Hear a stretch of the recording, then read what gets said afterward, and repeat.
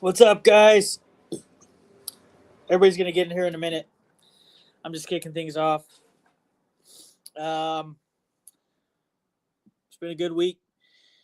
Went live about 5 times on the lathe, which is cool. Pretty successful so far. I don't know if you guys saw the links, but there's the links in the description box too. I'm gonna be having another live tomorrow at 7 a.m. Pacific time, 10 a.m. Eastern. And then following me will be Mike D of the Whacking Shack.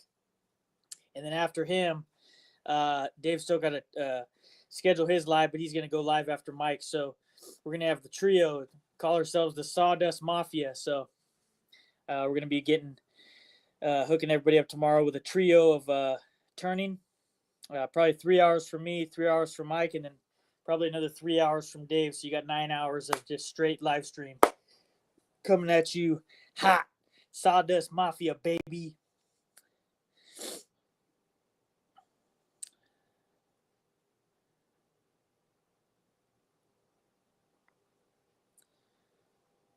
How's everybody doing today?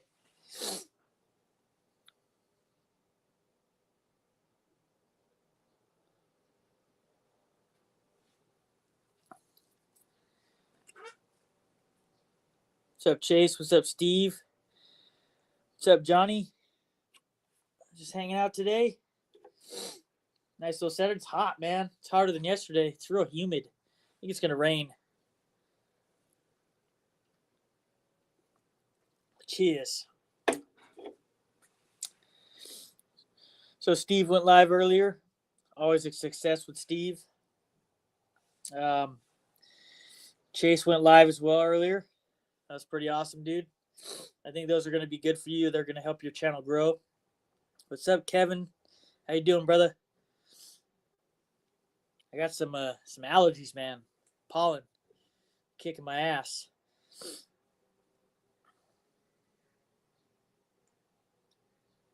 Yeah, Chase it's nice when you can show people what you're building and then explain it and explain how you do stuff and why it's done and whatnot. It's really cool. What's up, Billy? How you doing? Howdy, howdy.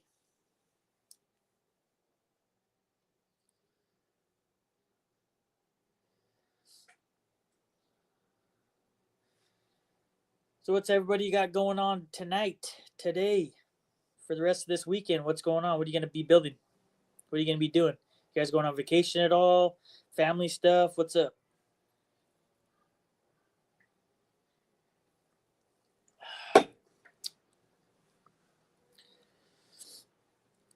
That Japanese bowl was legit, Steve. I'm sure somebody's going to be digging that, and it's going to find a good home. I know I'm gearing up for September, man. I got to make a bunch of stuff. My goal is to have 100 pens. 100 pens and probably like 20 bowls, candy dishes, whatever. We'll see.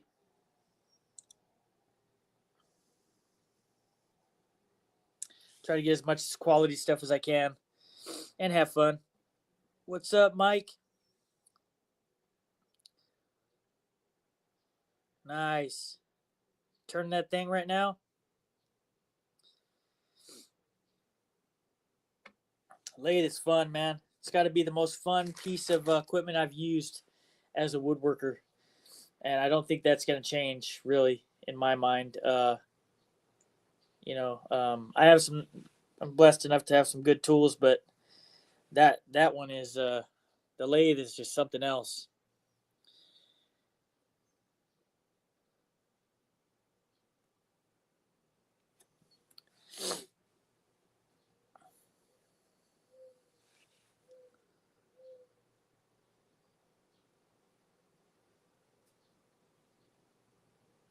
Are you getting ready to be a wood carver or pretend to be? I'm sure you'll do good. Are you going to go on DeLon and Amy Joe's live? I know they have a live stream. I know they welcome a lot of people on there, which is pretty cool. What's up, Norm? How goes it?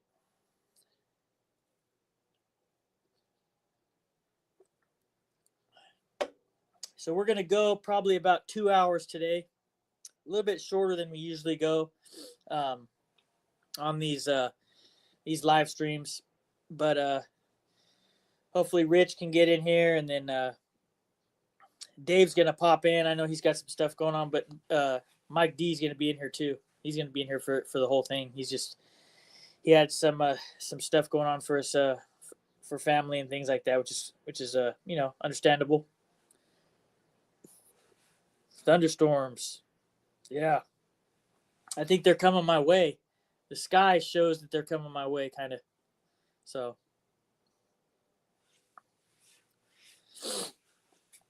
yeah, just hanging out in here. Been working on some things, getting ready for the show and my lives and building the channel and spending time with family, picking up some new sponsors as far as the channel's concerned. Might be getting rid of one of my sponsors, sadly enough, but it kind of happens,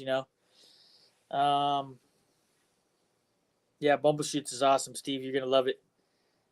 They're an amazing company. I definitely made the right decision to hit them up and contact them, and it's gonna be a nice business relationship for sure. Yeah, 22,000. I'm actually almost halfway to 23,000. So let's go, baby. Let's go. Goal is 50,000 by the end of this year. And I don't obsess about my numbers, but I can look at them, and if I don't do lives during the week, I'll probably just fall short of 50,000 if I keep the same rate that I've been going. But if I add lives, which is my goal, which is going to be like between 3 and 5 lives a week, which is a lot, but I figured that will help out a lot. That could potentially get me a lot of growth in my channel, like upwards of 500 to 1,000 subscribers more per week, which per month, that's a lot. And then you times that by 4 months we got left in this year or so. So I think that 50,000 is pretty obtainable. Maybe Christmas, that'd be cool. That'd be awesome. And not just me, grow everybody. Steve's killing it. He's on his way to 10,000. Mike's on his way to 5. Dave's almost to 10,000. We want to get Chase to 1,000. We want to get Jeff. Man, we can get Jeff to 1,000. How about that? Yeah, we got a lot of cool stuff going on. Me, Mike, and Dave we created a thing that we're gonna eventually turn this live into. It's gonna be we're gonna call ourselves the SAWDUST Mafia, and we're gonna probably have these. What you're gonna see tomorrow is kind of something that we're gonna be normally doing, probably on Sundays. So Sunday's gonna be a normal day for us, and then the other days I'll probably go like. Aside from that, I'll probably go like Tuesday through Thursday or Tuesday through Friday, and then take a few days off between, and then have this live on Saturdays. But it'll be a pretty loaded.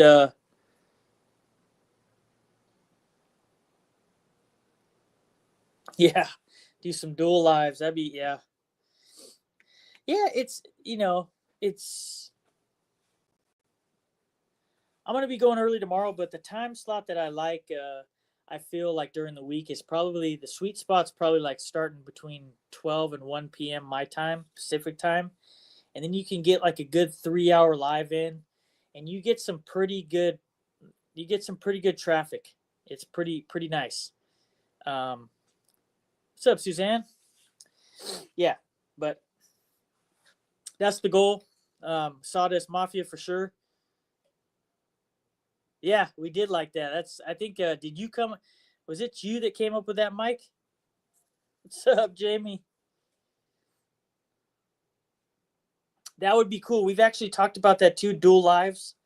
I'd like to do one with Jeff. I'd like to do one with anybody. Set it up, And the cool, I don't know how many people that YouTube actually lets you have on vertical lives, but I think the maximum is 2, which is cool. That'd be cool to do a dual live turning with somebody else. I'd be down for that. Like once a week, do that, and see how it goes. And it would be kind of cool because you'd split the views with you and somebody else, and I think it'd be something definitely. I'm all about experimenting and seeing what works and what not, what doesn't work. Obviously, this Saturday live is, it's a bit out there. It's a bit like it's kind of just hanging out with friends and stuff like that. It's nothing like meant to like just explode. And if it does, eventually it does. If it doesn't, then it's just like you're kind of just hanging out with a bunch of people that you really like, really care about, and have fun. Or turning challenges. Yeah, that's cool. That would be fun, Shout out to Boondock for doing his he turned his second set of pins today. He did a live. That's a big deal. That's a big deal to go live. And, not only just take the step of just starting to turn stuff, but going live at the same time. That's even, man, kudos to you, bro. We got MOYOCK in here. Going live at the same time. That's even, man. What's up, Rich? Turn your sound down. There we go. Hey. We got MOYOCK in the house. What's up, everybody? What's up? Not much. Where are the other 2 guys at? Mike's on his way, and then Dave has some stuff going on with family, so he's gonna be in and out of the live. Oh, okay, cool. Yeah. So it's gonna be you and I for a little while, which is cool. Oh boy, man! I don't mind hanging out with Rich.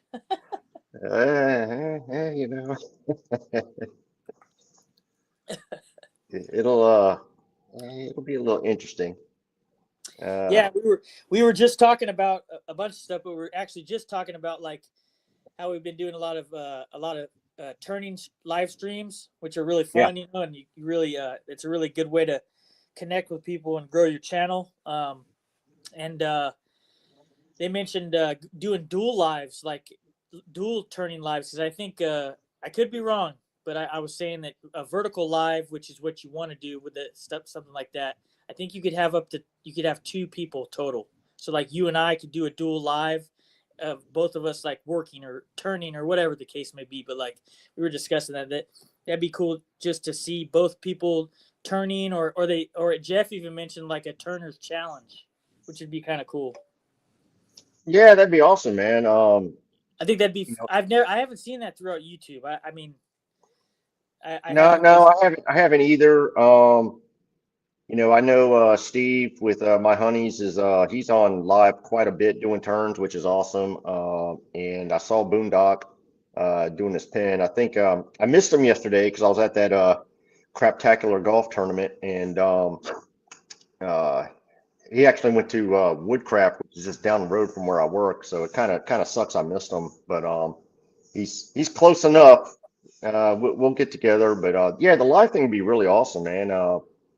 It'd be great if like you and Mike did one as a kind of a test platform, and then get Steve in there, get Boondocks in there, and others that do that. See how it goes. I think it'd be really cool.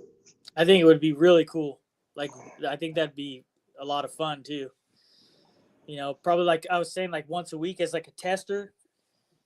See how it goes, and see if anybody would be interested. And yeah, I think it would be a hit, man. Yeah, I mean, it would be different, and I think I think it'd be cool, to be honest with you, man, just to see what's going on. You can get what's his name, Mike Wilson in there. You can get 2 minutes in there, stuff like that, and everybody can learn. You know what I mean? See different techniques, see different how other people approach the turning piece, and stuff like that. Yeah, I'd be down with that.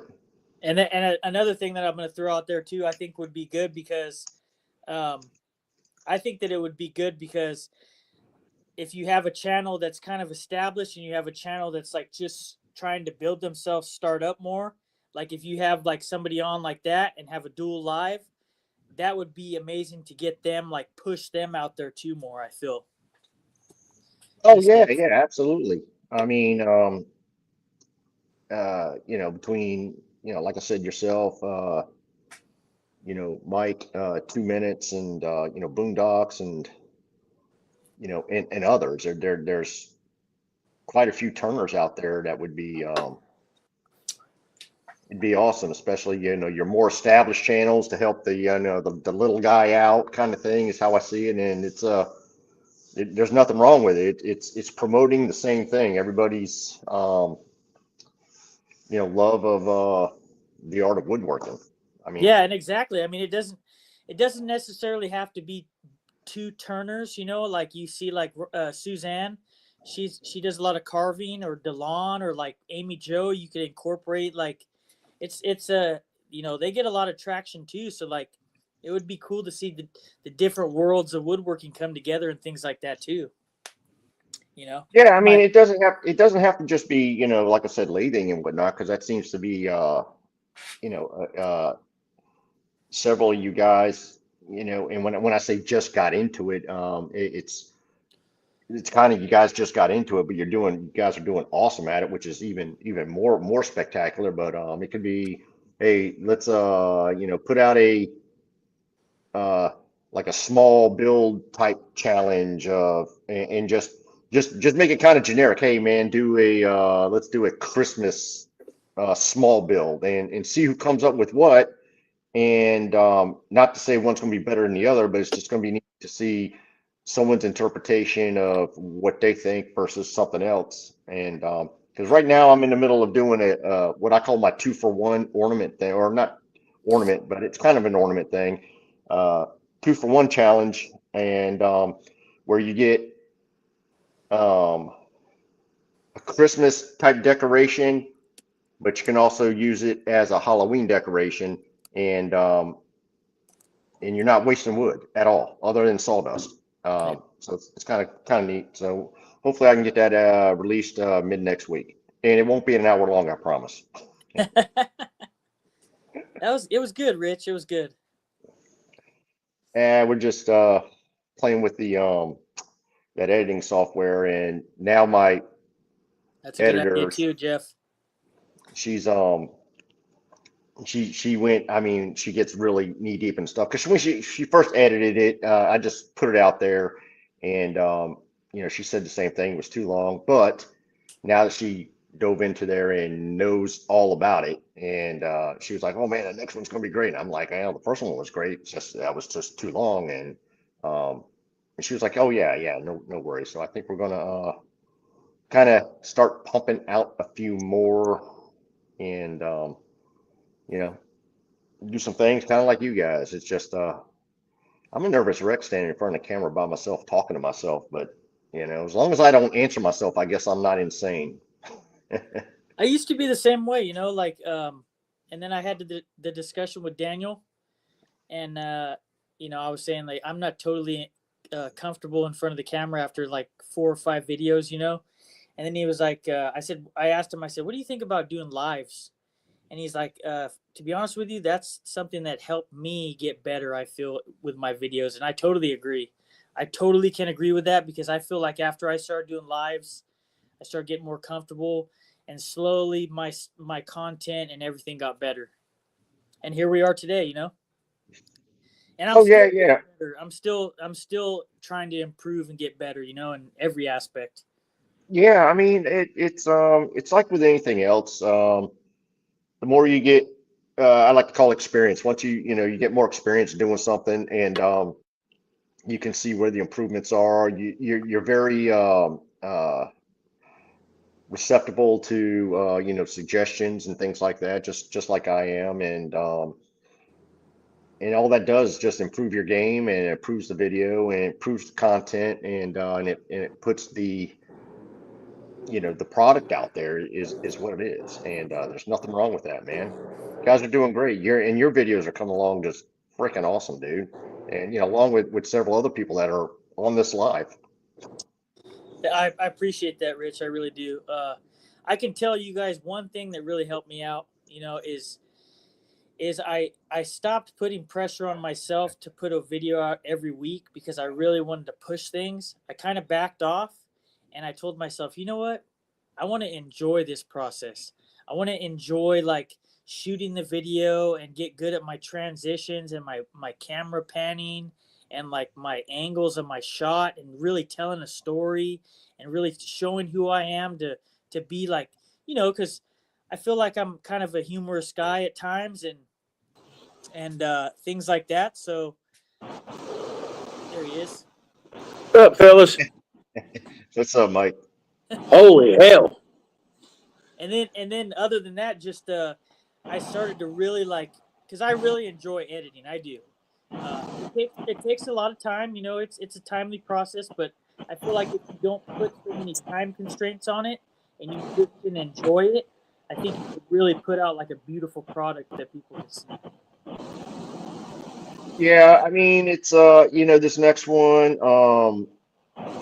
I didn't really sit down with my editor on the last one. It was she just wanted to just mess with it and kind of get an idea of what the software does. And this one here, her thing was, okay, she's got it down to a science now. That's just how brilliant she is. And she's like, well, when I do the next editing, that's where me and her are going to sit down. All I got to do is say, hey, I kind of like this. Can we do this? And she'll do the internet magic, because I don't do the internet magic like you guys, and knock it out, and we'll launch and see what happens. I will say this, like, the stuff that you guys don't see, like Mike, myself, and Dave, we all help each other. We're all constantly just like bringing in ideas and what's gonna work. What do you think will work? What won't work? Like, we're not afraid to take a chance, which is like what you have to do, really. All the time. Yes, I Mike will attest just as much as I do that you just have to just keep just like coming from different angles and just like really just not giving a fuck, if you will, and just do what you want to do and do it because do what you love to do and share it with everybody. I know that if my phone rings or dings at 2:30 in the morning, it's one of two people. It's Ryan or my wife. Yeah. Just the way it goes, man. Yeah, I mean, last one I put out there, I did hit. And either way, I answer.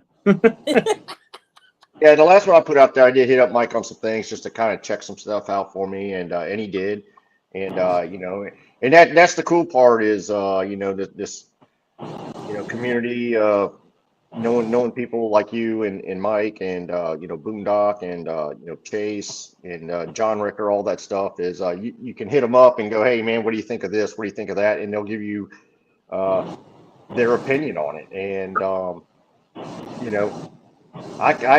me, it don't matter. Good, bad, indifferent. I don't get mad at it. It's that's the cool part. And It's not really just break it off. No, I just broke my pencil. I'm gonna be mad as hell.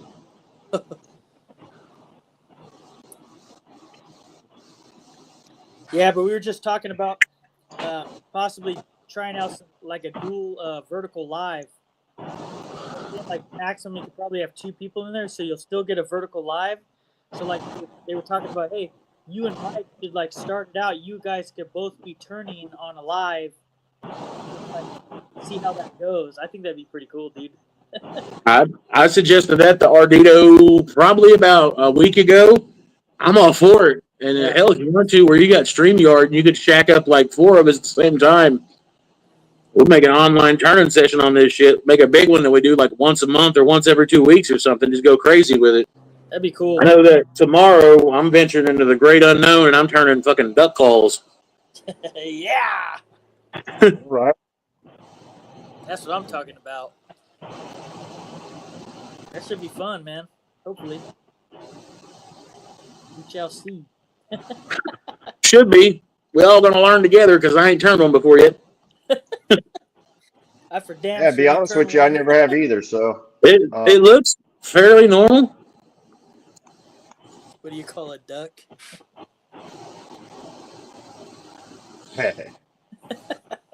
A duck. No, that was my daughter's first college volleyball game of the season. She's one of the team captains. They wanted to one of probably the harder teams in their division. And unfortunately, they lost. But man, it was a close ass game all the way up to like the buzzer. So they actually done pretty cool. And then it was like a 2-hour drive to get to that. And after her coming back from the injury, there's no way in hell that I was even going to be remotely like missing that game. And we stopped to grab something to eat. Came in here for this. Had to get the shop moved around to where I could get over to this and away from the lathe, so I could be here for this. And believe it or not, while I was gone, FedEx and Amazon, the sponsors, they actually ran on time. So I will have the stuff to do. I'll be able to do my live tomorrow and do the duck calls, given that, we don't get a rolling blackout through Southern Ohio again. Heck yeah. That's what I'm talking about. You fuckers that didn't stick around and watch, well, I can't complain because y'all went over and watched Ryan because I told you to.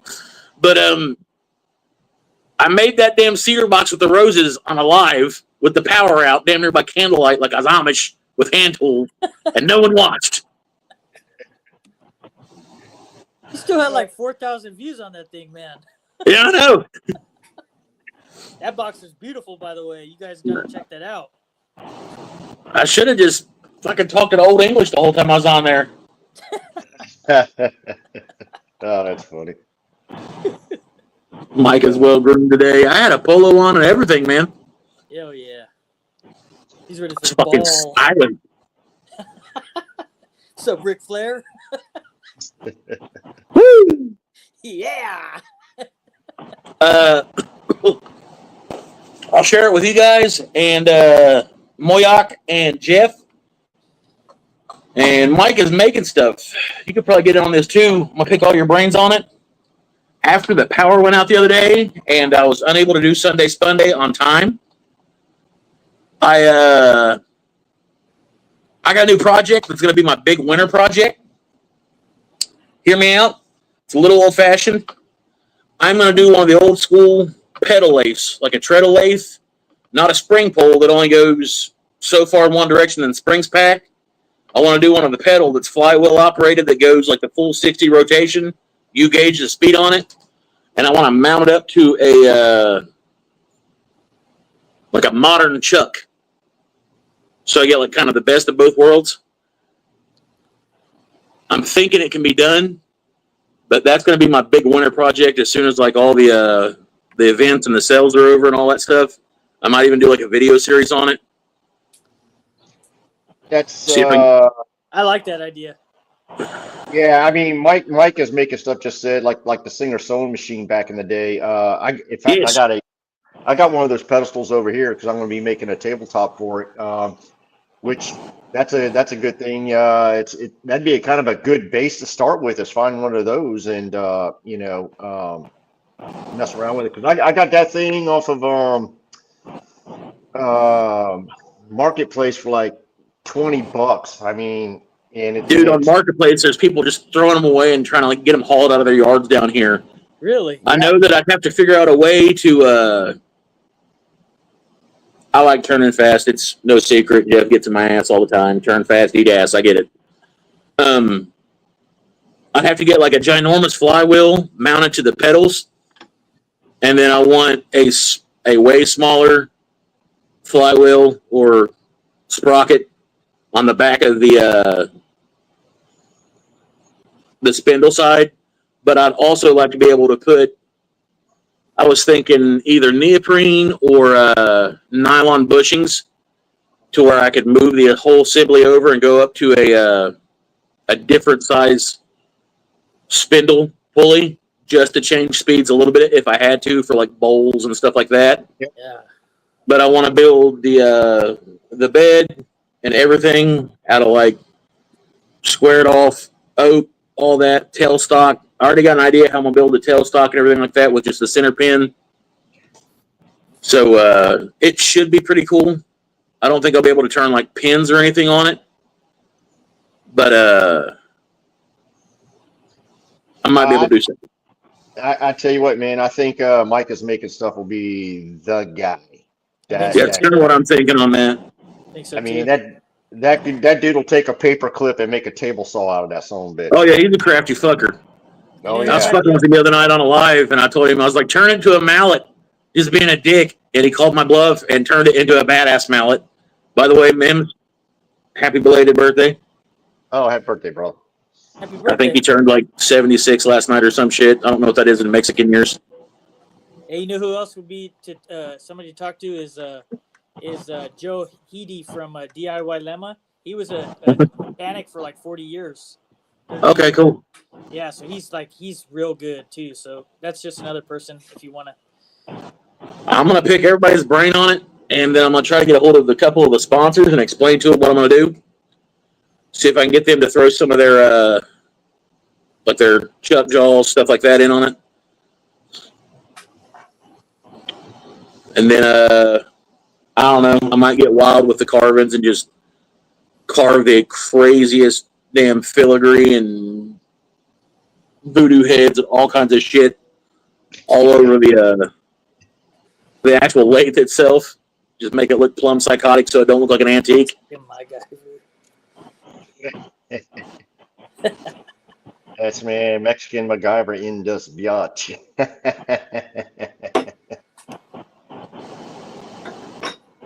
Oh, that's funny.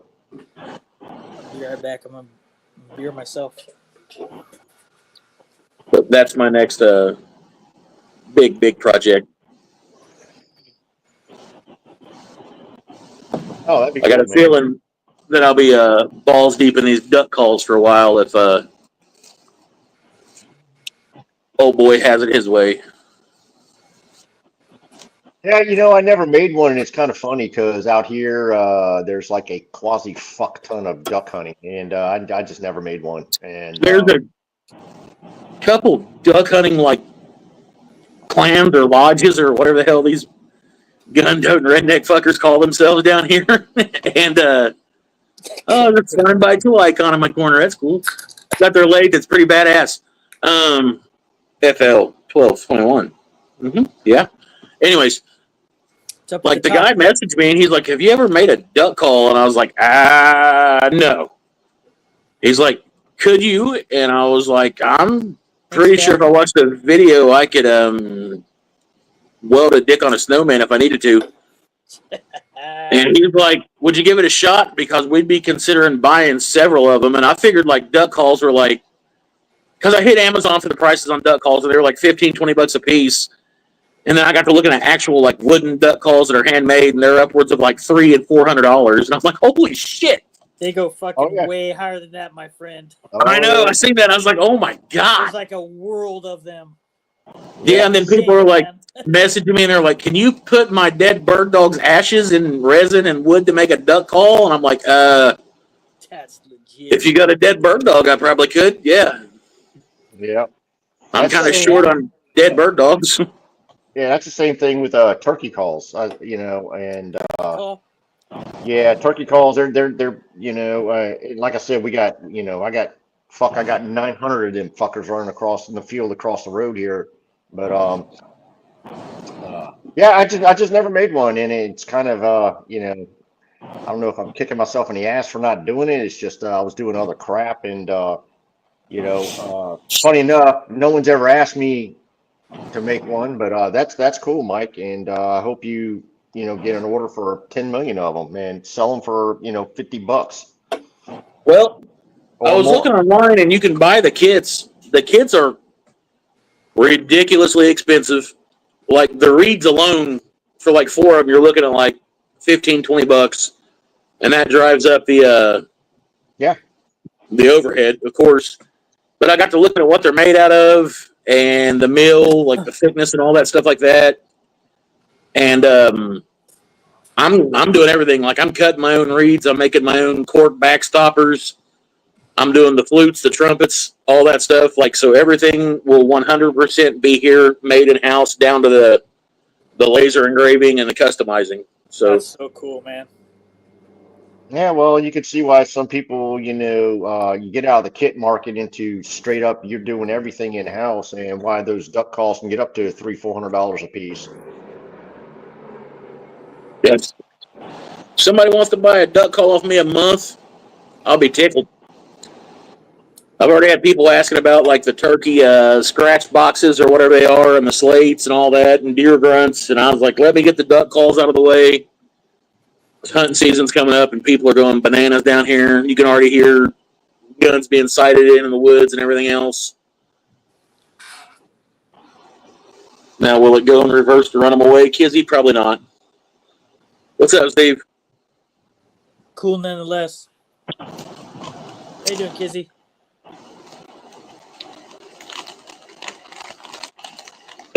We'll have to lose a couple of teeth to make it all funny. I like my peepers, man.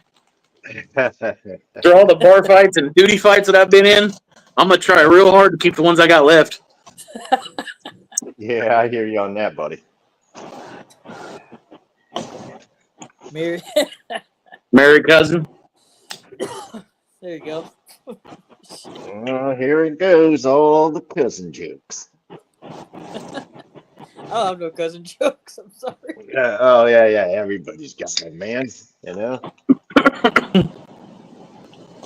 I mean, what's the running joke? Once you get off your sister, is she still your cousin? I mean, you know, it's. Oh my God. Foreplay in West Virginia. Dad, get off! You're breaking my cigarettes. Yeah, exactly. Gotta look the part for sales. That's what I'm talking about. Oh, I can look redneck as hell. Trust me. Hell yeah. I didn't break another fucking tooth.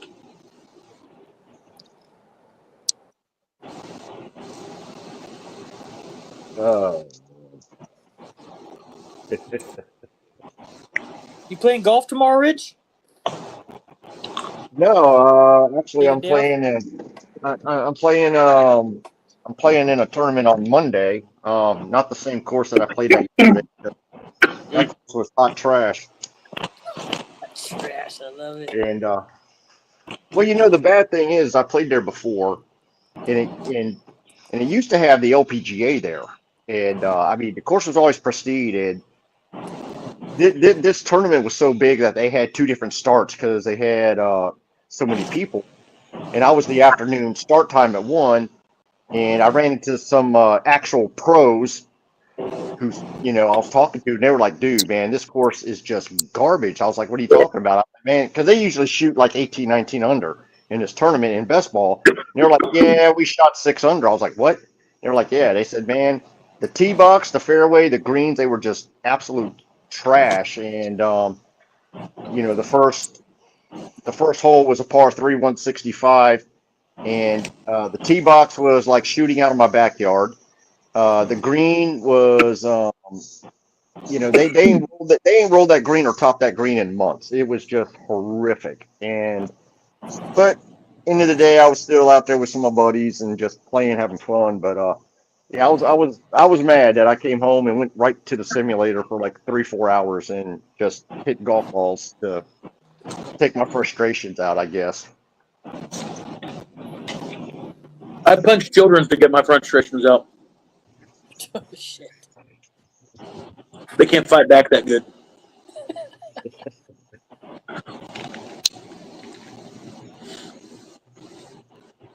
Oh man. They start getting me when they get around 12 years old.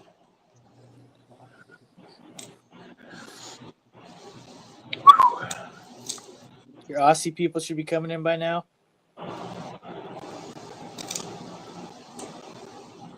Oh man, a peanut fell in my dog hole. I got you. One of my peanuts fell in my bench dog hole. Oh well. I had to fish that out of there. Yeah. Hey man, if it ain't on the floor, you know, more than 5 seconds, you're good.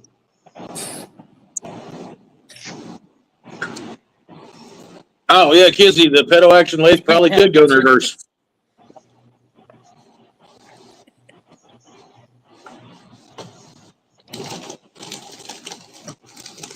Turn a peanut. Oh damn, Jeff, look at you go. Turn the peanut holder. He's got one. Yahtzee, bitches. Got a pretty one too. It didn't What sound you right. need to do is what you need to do is put a stem on the bottom so it fits the dog. That way, there, just boom, right in the dog, and the bowl don't move. There's a crack. There's a reason why I hang out with you fucker.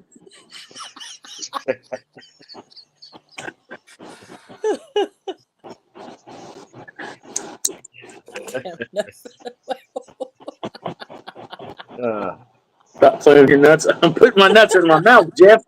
You can do it. You would too. Oh, Jesus. Oh, man. So, how's the weather by you guys? We had that hurricane come through here. Well, not the hurricane, actually. We got the tail end of it, but I was actually surprised in my area, and I'm so damn close to the water that we didn't get jack fuck all except wind. We just got a little bit of rain so far. That's it. Now, the Outer Banks got fucked up, and that's about 40 minutes from my house. And but that, I mean, they're on an island, for Christ's sake, so they're used to that shit. But you know, watching the migration of the tourists hauling ass because they ain't used to that crap was interesting and problematic. But you know, the surfers loved it. I know that much.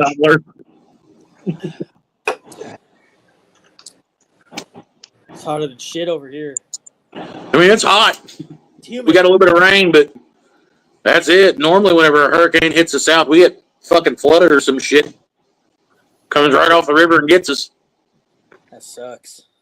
Like a big wet boogeyman. Yeah, we got the, you know, I got the sound right here, and now there's one spot down the road that usually floods because where the bridge, it's a small bridge going into this little community. Usually it floods there. I mean, I've seen fish swimming across the damn road. It's flooded over there that bad, but we didn't get nothing here. I was really surprised. And it came through Thursday was really windy. I was like, okay, you know, because yesterday being Friday was the tournament. I'm like, okay, the wind's going to kind of suck at the tournament, but I mean, it was almost nothing. And I was like, okay, you know, it moved on and no big deal. And it was beautiful. It was like 74 degrees here yesterday at the golf thing. It was just absolutely gorgeous. And for once, it wasn't like hot, wet August trash hot.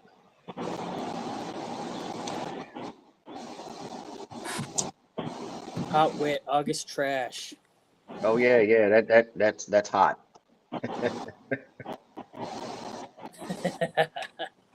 No hurricanes. Oh, you live in Louisiana, huh, Kizzy?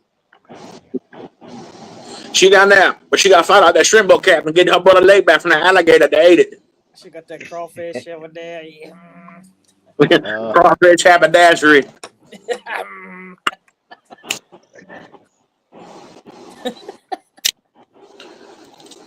Oh yeah, that was I mean that one time, what was it, Katrina down there in the Louisiana area? That's where it fucked up a bunch of oil rigs. My buddy went down there. He's a deep sea underwater salvage guy, and he basically lived like SpongeBob down at the bottom of the ocean for like 6 months. Came home with like millions of dollars and retired. I was like, yeah, that's nice, you know. And I went to Gulfport and Biloxi when Katrina hit to pick up my cousins. And that was the scariest shit that I've ever been through in my life. yeah, they're pretty bad. You know, I've been through a couple here, and you know, this area we get every form of weather known to man, and it's honestly, to be honest with you, the nor'easters that come through here fuck shit up more than a hurricane does. Nor'easters here are just wicked bad because of that whole surge of the water, and like Norfolk, which basically they built a city below sea level. When it floods, everybody's like, oh my god, it's flooding. Well, bitch, you're like 4 foot below sea level. Yeah, it's going to flood, you dumbass. You drop a bowl in the sink. Yeah, and but I'm surprised at how mild the summer was here. Usually it's a lot hotter, and not that I'm complaining, you know. I mean, I go out golfing. I love when it's, you know, not too wicked hot. A couple times it got into about 120, and that's sucked a little bit, but it's been a fairly mild summer here. I like the fall. Me too. I love the fall. I like the winter when it's not like bastard cold. Like, I can deal with the cold, but I don't like it when it's at like bone bone jarring cold, this is where it like hurt. And we get that all the time.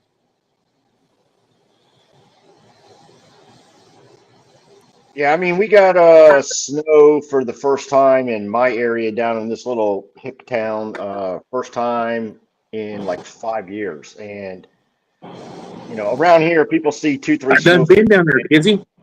They go crazy. So it's you know, it was kind of neat to see the snow and whatnot. And I'm sure you guys are just so damn used to it, but we don't know how to deal with that shit. And obviously people around here don't know how to deal with that shit, and then they go out there and fuck shit up.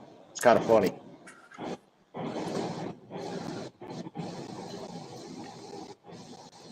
Weather's pretty chill around here.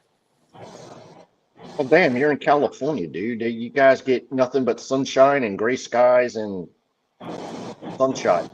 If I want to go to like colder area, I just go to Shaver. It's nice though. Yeah, that's more up in the mountain area where your cabin's at, right? Yeah, I think the coldest it gets there is like 15 degrees, and it's not for too long. Yeah, because I see some of your videos up there, man. And I mean, it's absolutely beautiful, and you get snow and everything else. California, you know, kind of gets all that stuff. It's just where I'm at, this area, it's one of the hardest areas in the country to predict weather as it is anyway. And but when we get snow, I mean, it's just crazy that I mean, I've heard on the radio, guys are like, there's so many accidents, I can't even report it because I'll be here until next week. Just be careful. I mean, that's the accident report. Yeah. Cat is not wrong. Most Ohioans don't know how to drive in the snow. No shit. Dude, they freak the fuck out. It snows here every winter. It's like an indefinite, it's going to happen. Yeah. And man, as soon as like that shit hits the road, they freak out. I figured you guys would be just fucking used to it, like it ain't no big deal. Like rain here is no big deal to us, and snow here, oh man, it's just, you know, all of a sudden the world ends according to these people. But I figured you guys 50-50 split. Like 50% of us are like, oh, fuck, man, I gotta go out there where those idiots don't know how to drive, and the other 50% is like, oh God, what are we gonna do? Yeah, well, I mean, I was in San Diego. Deal, huh? I was in San Diego years ago, and it kind of rained there, and those people there freaked the fuck out. And I'm just like, it's fucking rain, and they're not used to it. I was like, wow, man, if you ever saw snow, man, you guys would be. Anytime it rains, you're not gonna go to the grocery store, and you're not gonna get milk, bread, or eggs for like the next fucking deal. Like, I don't know if they're just sitting at home chugging fucking milk and eating egg sandwiches the whole time they're snowed in or what, but you're not getting any of that. She said egg sandwiches. Yeah, you're not getting it. Yeah. If all you have to say is there's a possible hurricane coming, and that son of a bitch is like sitting 2 miles off of Africa, it ain't even here yet, dude. The grocery stores here will be fucking it'll be bare shelves for milk, eggs, and bread. And it's like, a fucking thing.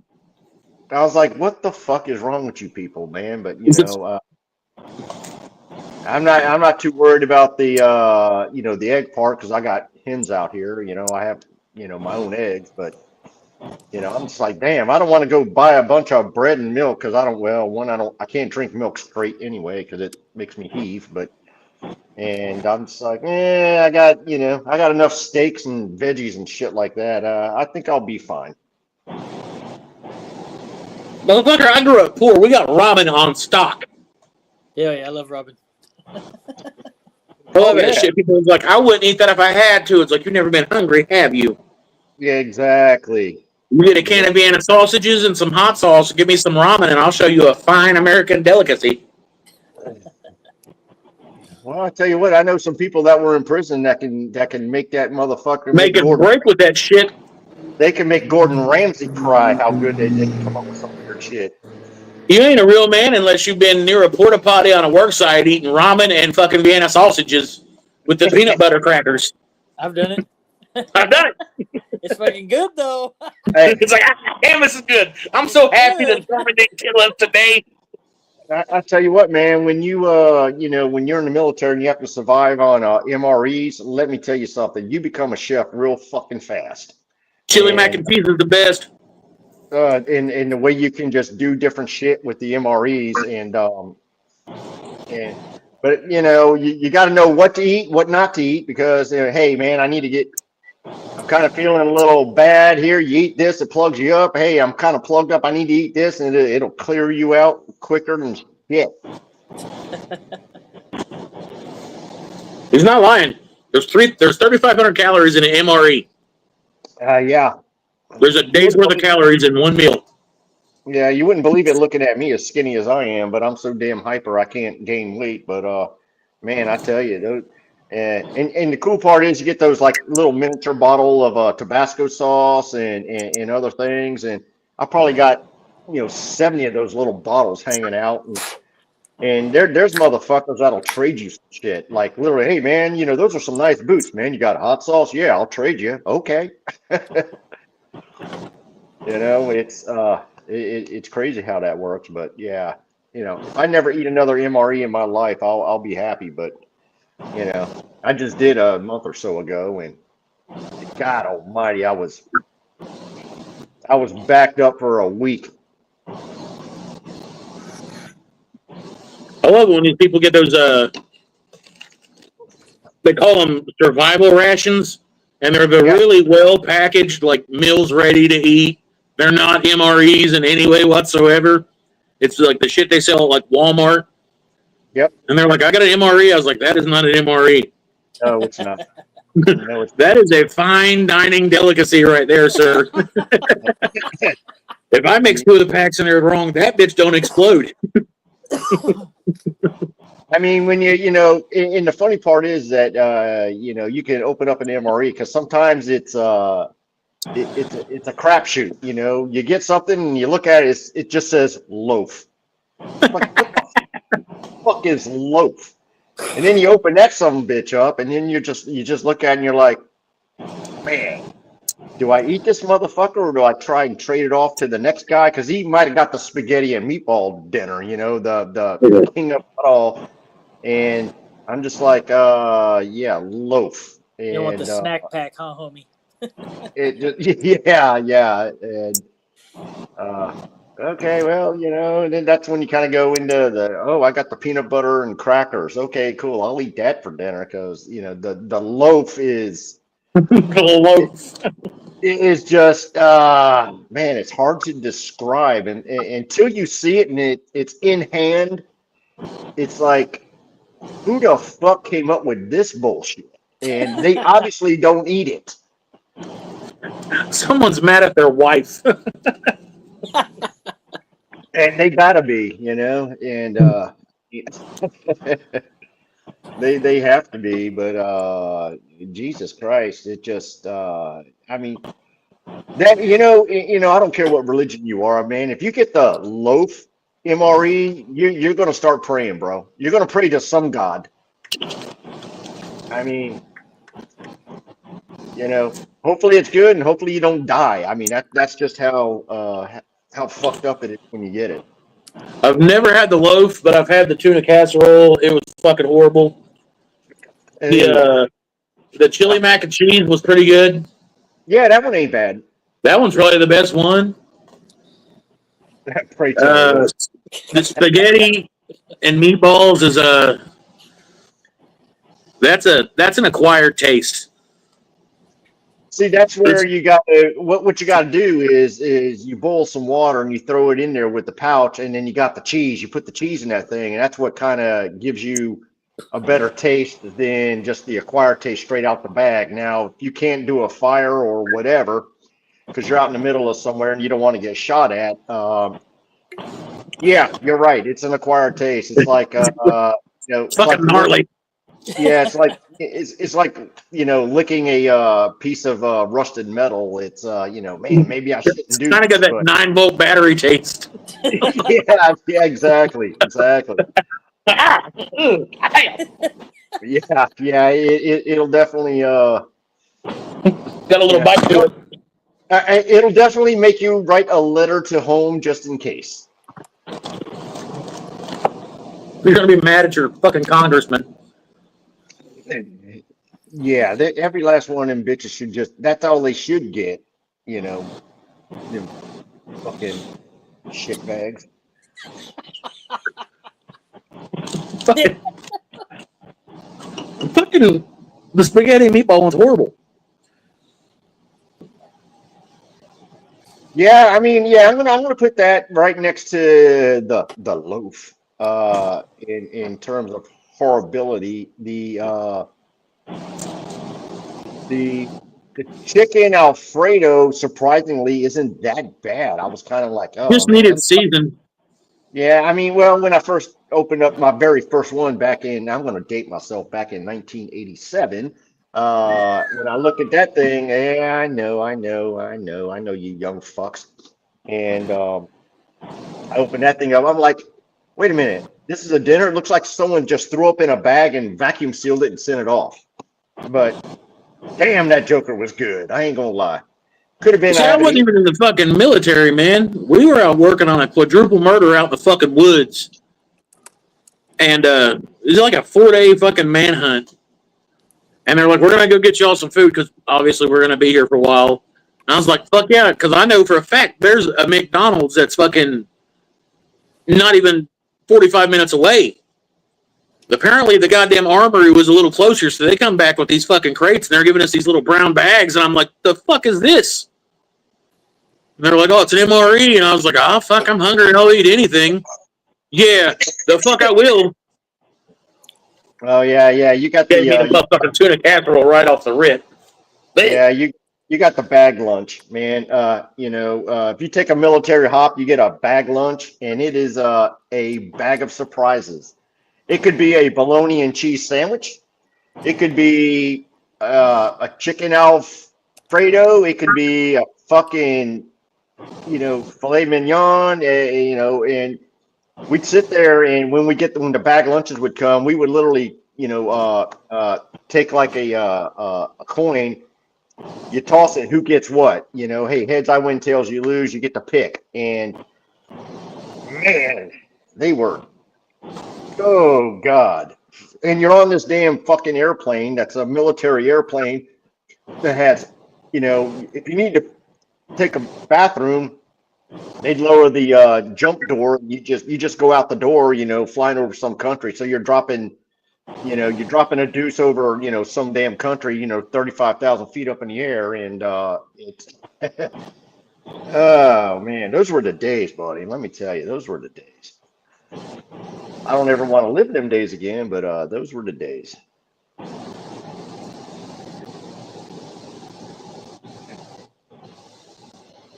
Hey, you ain't hungry enough, y'all eat some damn ass. Yeah.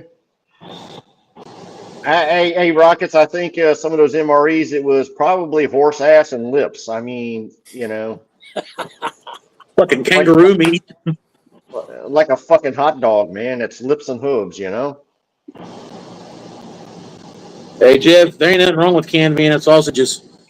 I still got several cans of those in my house right now. Those are so bomb, dude. Fucking, as long as you got at least a bottle of water to once you crack it open to pour there and shake the fucking slime off. Yeah, I mean, yeah. I mean, it's, it is what it is. And I mean, there's some damn people in the military, like we would come back and we'd have crates of these MREs back to the ship. And those sailors would be like, hey, man, can we get some of those MREs? I'm like, man, are you like literally suicidal? I was like, yeah, you can take as much as you want. Here, have at it, bro. We're going to go down to the mess hall because we want to eat some what we think is real food. And they're like, oh, man, no. That's why we're asking for MREs. I was like, yeah, you can have that shit, man. Get the fuck out of here with that. What's up, VLC? How's it going, Vinny? What's up, Vinny? Later, plywood. Dude, my dad does the potted meat thing. I can't do potted meat. Yeah, no, either can I. And it has nothing to do with the fact that it's got cow vagina in it. I don't give a fuck about that. Yeah. I'll eat a cow's head if you grind it up. It's just the way that shit looks, man. That shit is gnarly as fuck coming out of that can. This looks like cankered ass. Like if they could make it like remotely like brown or something, spam's the shit, dude. Spam and eggs, fuck yeah. I love Oh spam. My wife loves yeah, good spam. oh yeah, man. I can do some. I can do some of that damn spam now. I ain't gonna lie. Get some fucking spam up. I had a newfound respect for that shit when I came home from overseas and whatnot. I'm gonna tell you, it's like you said, Mike. You put you chop up some of that spam, throw it in there with the eggs, maybe add some onion a little bit, and then put some cheese on that shit. That motherfucker is the deal. So, bologna, believe it or not, is a staple food in my fucking house. There will not be a time when there is not a pack of bologna in my fucking fridge. Ain't nothing wrong with bologna. it. My little boy started school, and he packs his lunch. Everybody else has got their mom like packing like Lunchables and shit. This little hard ass wants bologna sandwiches. Babe, bologna sandwiches is legit. Every fucking day, dude, bologna sandwiches. That's what he likes, man. Ain't nothing wrong with it, man. Ain't nothing wrong with it. When I was a kid too, bologna and cheese, dude, that's it. That's give me that shit. I'll fucking eat. I live off that shit. Yeah. Now, my mom used to get that ham and cheese loaf. It looks like somebody stabbed the loaf of ham with a straw, then shot cheese in it. God damn, that's nasty, bro. That shit's nasty. Yeah. It's yeah. I was like, why the fuck you keep buying this? Hell yeah, Johnny. I mean, unless you get that shit for free, you shouldn't even be buying that crap. You shouldn't if you give that away for free, it should be a war crime. Yeah, exactly. That's what I'm talking about, Chase. Exactly. Hell yeah. Man. Fried bologna. Fried bologna? Yeah. Fuck yeah. Oh, yeah. Oh, hell yeah. Brown up the edges of that shit a little bit, put a little bit of mayonnaise on some fucking bread. Melt it up, Yeah. Don't get me started on that. Big thick cut Amish fucking bologna. Yeah, yeah. All right, here we go. World ending shit right there. Yeah, we're going from woodworking straight up into Hell's Kitchen, the woodworkers edition. Boy's daddy's got a culinary degree. We talk about everything, baby. Oh yeah. Hey, I've warned some people about these lives. Oh yeah, you definitely got to crisp the edges, dude. Oh yeah, it's like a fucking steak, man. You gotta sear it. You gotta fucking sear it. You gotta sear it to get that flavor, brother. Yeah, that's sear. You gotta sear it. I think we can all agree on one thing. You never, ever eat Kentucky Border bologna. That shit is fucking horrible. It's the only thing that I've ever seen other than marshmallows you can put in the microwave and it doubles in size. Wow. Oh damn! Pour maple syrup on spam and bake for 25 minutes is delicious. You know what? I'm gonna try that. That sounds pretty fucking good, really. Is that a Canadian thing or is that just something? I think that's just a fucking poor people thing, and it sounds right up my alley. Yeah, same here, man. I'm not making fun of Canadians. Canadians have some, maple syrup for Christ's sake. And a lot of people hate on spam and bologna, but they just don't know, dude. They just don't. I'm telling you right now, fucking bologna is the shit. So much flavor. You can get the garlic bologna, you can get the hot bologna, you can get the regular bologna, you can get pork, chicken, and beef bologna. Yep. Fuck yeah. I'm a bologna connoisseur. Hell yeah. I mean, it's you can get some good stuff, and right, Jamie. it's fucking right, homie. It's fucking cheap, and it's good. Shit, dude. Go to the local Save-A-Lot, spend $25, and take every fucking can of Vienna sausages they have. Yeah. That was one of the things we ate, man, when we were kids, like during the summertime when we were off. Cook that bitch up in the pan, sear them up, and then boom. 5 minutes later, you got a delicacy. Yeah, there ain't a damn thing wrong with that, man. It's I ain't proud, man. If I'm hungry, I don't give a fuck. I'll eat whatever. to a point. And if I'm at someone's house and they're like, "Oh man, all I have is bologna," I'm like, "Bitch, grill that motherfucker. Let's put the mesquite on the grill. Let's do it up." You act like you are living in a fucking deficit. Yeah, You got exactly. the whole roll of bologna, not just 2 pieces of bologna. Let's fucking go. Yeah, exactly. I'm like, man, You're put eating that. something other than the hills of the bread? Mm-hmm. Or as my wife calls them, the hose of the bread? The hose. Because everybody touches them, but nobody wants them? See, now I do, man. I actually do. I throw those on the grill and crisp them up and shit like a crouton, and I crisp them up real well, and then I throw it, I cut them up like a crouton and throw it in the salad, I mean, and I'm not no saying I one won't eat them. I'm just not saying that they're going to be my first fucking pick when there's perfectly good regular bread right underneath of it.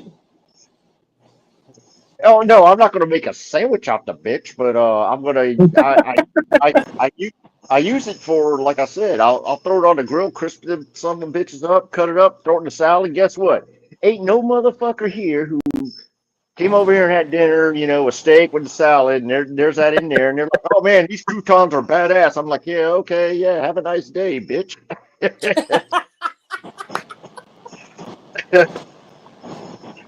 Yes. Chips on bologna sandwiches, 100%. And they got to be the ripple chips. Hell yeah. Oh yeah, They can't be just regular thin-ass potato chips. They got to be the wavy ones so you get the crunch with the bologna. Oh yeah. You gotta do that, man. I mean, that's just well, shit. When we went to the tournament yesterday, I did not know Chick-fil-A has potato chips. You know how they have those waffle fries, is what we call them. Yeah. Yeah. They got waffle chips, man. Really? It's the first time I seen them was yesterday. That was the only good thing about that tournament. The course was hot trash, and we had Chick-fil-A. Got my little bag, got my chicken sandwich, whole line, and they had waffle chips. And I looked at my boy, who's like lives on Chick-fil-A. I'm like, "What the fuck is this?" He goes, "I've never seen them before either." And man, we ate them motherfuckers, and we were just like, "Hell yeah!" Now, Yeah. They were there good. might be 1 or 2 people in the chat that have spent a day or two incarcerated. I don't know if they have or not. But in the detention system, there are some hidden gems amongst the dietary supplements you might get. They get different food than we get on the street. Yep. There are some chips made by the Bob Barker brand called shebangs. I shit you not. Best fucking chips you'll ever eat in your life, and I have seen dudes straight up get their fucking head split wide open over a bag of shebangs. Did you just say Bob Barker, like the guy that kicked Happy Gilmore's ass? Yes, same, spelled the same way, different guy though. Oh, okay. I was gonna say, man, Bob Barker, Price is Wrong, bitch. Yep. They got like knockoff Little Debbie's and shit where the sugar content's just like through the fucking roof. Yeah, They don't give a fuck because they're feeding it to inmates. I mean, they don't care. I personally know somebody that was incarcerated, and dude, they can MacGyver some shit up. And Jace knows what I'm talking about. I know exactly what the hell you're talking about. Me not personally being a guest of the penal system, but a very close personal person to me was, and they would tell me some of the shit they would do. I was like, "The fuck are you talking about?" Dude, them motherfuckers can cook. A 6-foot iguana, a break, a fat girl cake, a potato cake. I learned all kinds of shit in there. And I was on the other side of the bars. I'd go back and take notes. Well, the funny part is that this person would tell me that because they would make their own ovens and shit like that and do pastries and things like that. Yep. And they're like, "Yeah, what we would do is because they knew the guard, they knew the guard schedule before the guards knew, and so they knew who the cool guards were because they would cook up some shit. And when the guard would walk by, of course, they'd hand them a cupcake or something like that, and they would eat the motherfucker. You know what I mean? Even though they're not supposed to. That way they don't get raided because their little ovens is considered contraband. And they knew how to play the game. And this one particular person knew how to make hot sauce. they were selling the fuck out of that shit to the guards more so than to the inmates. And they, you know, a little cup of it, they were selling it for like $5 to the guards. I was like, really? And I'm like, and you're hitting me up for canteen money? Go fuck yourself, man. Go make some more hot sauce, god damn it. Moonlight barbecue, hell yeah. He knows. I'm telling you right now, I've seen inmates take coffee creamer, sugar, and cracked up busted ass Jolly Ranchers and make fucking Laffy Taffy. Tastes better than the Laffy Taffy you was eating. Fuck yeah. Oh, yeah. Oh yeah. Oh yeah. They're, man, some of the shit that they do is just amazing. And I'm just like, you know, And they're clean too. as inventive as you all are in prison, and I mean, there's some inventive, artistic motherfuckers. I'm just like, could you just not commit a crime to not go there? And you know, they could make YouTube videos on this shit and just be in the millions of subscribers. And I'm sure there is. Easily. I haven't looked it up. Easily. You know, and well, Mike, you know what a swole is? A what? A swole? You ever hear that? Oh, that's where they take the ramen noodles and, you know, that's a break. Huh? I know what you're talking about. They call it a break down here. We're up here. Okay. Yeah, you know, well, down here they call it a swole. I don't know why they call it that, but oh yeah, that's like a filet mignon to them motherfuckers. I made break for my kids. You know. It's ramen, sausage, fucking boiled eggs, cheese, all kinds of shit. I mean, they cook it in a fucking clean trash bag. Yep. But yeah, they'll take that shit, they'll fucking rock it up in a bag and all that, mix it up. They'll all go in, get a pack of ramen and some shit. Especially if you get a bunch of new dudes that can't afford like a whole bunch of commissary at once. I've had it. It's good. They'll fucking rock that shit up. They'll fucking divvy it up in bowls, and those guys will fucking feast. Oh yeah, man. It's you know, like I said, it's just amazing how all of a sudden some of these people, you know, go to jail, and of course some of it's for some horrific shit, but they get so goddamn inventive. I'm just like, man, if you would have just thought about some shit like that before you got in trouble, and there you go. It's dude, I'm telling you, I have straight up seen some of these guys that, like, if they would have put their thought process to something other than fucking being a dipshit for a little bit, they'd be fucking millionaires. Oh yeah, exactly. I mean, this one, you know, I was talking to this one person, and they were like, yeah, you know, in jail, I guess they did a, what do they call that? A shakedown. That's where they go raid, you know, look. Shake down yourself. Dude, there was a motherfucker in this place that made a fucking crossbow that could actually shoot like arrows and shit. A crossbow out of magazine paper. Yep. I was like, are you fucking kidding me? And they were like, yeah, the cool. And now, the inmate that they busted, you know, because they were like, okay, you know, because they had obviously this damn crossbow. They're looking for the actual weapon because, you know, they're obviously worried. And they're like, oh no, I didn't make like arrows or nothing for it. It's just that I was bored.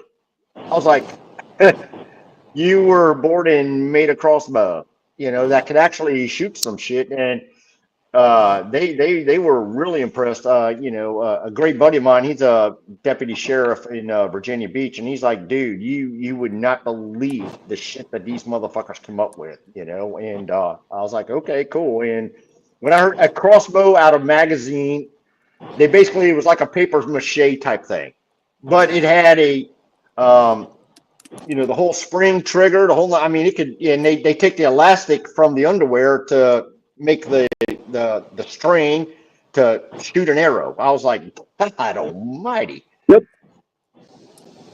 Chase is not lying on this shit. Shank made out of toilet paper and fucking toothpaste that you could fucking spear the wall with. Seen a dude roll up a fucking donut out of toilet paper. It's about this big and around. And he'd set it on the back of the shitter. And then he would set that on fire and he'd start heating up parts of like plastic lids and shit. And the whole thing it would do was like, it was pretty much like a smokeless fucking fireplace. Like we never knew they were back there fucking doing anything because you couldn't smell the smoke, couldn't see it. because it was just pulling it fucking through. And the guy was pretty much running a shank factory. Jesus. They'll go back there and they'll heat up radio ink as well from Soot. Soot, yep. Rockets, you're going live tomorrow at 7 o'clock in the morning? Yeah. We're going to run a train on the YouTube algorithm again. Okay, hey man, you guys, hey, you guys hold the tail and fuck it how you want to, man. Yeah, so hit that notify bell. I'm going to put Mike's up right now, and then I'll put his information on this screen. Dave still has to figure out. He's going to go after Mike, but he still has to schedule his live. But I'll put both links are in the description box.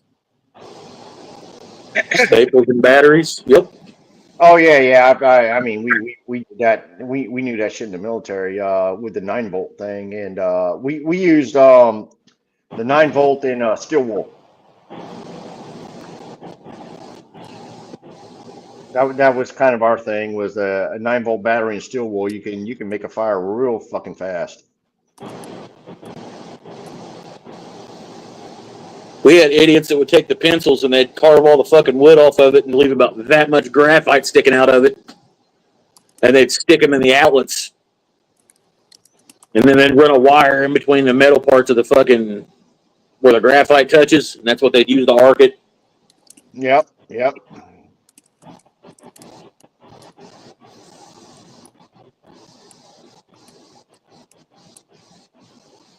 Make ratio ink. What is ratio ink? Tattoo ink out of soot. Oh, yeah. Okay, I didn't know what radio ink was, but yeah, I know what that is. Yep, the inside of a Kool-Aid pack where it's fucking foil lined. Yep.